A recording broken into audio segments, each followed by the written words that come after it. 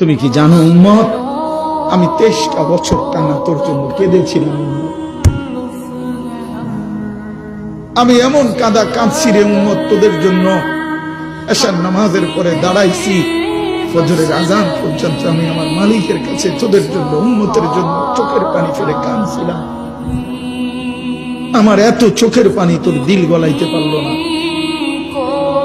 আমি তায়েফের পাথরের আঘাতে আমার পিঠটা চালনির মতো ছিদ্র ছিদ্র হয়ে গেছে রক্তে।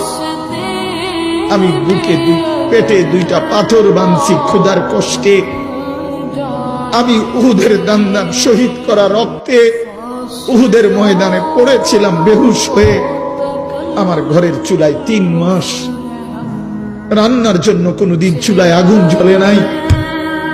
আমার এত চোখের পানি, এত রক্ত, এত ক্ষুধার কষ্ট, কিছুই তোর মন গলাইতে পারলো না, তোরে সেজদা দিতে পারলো না।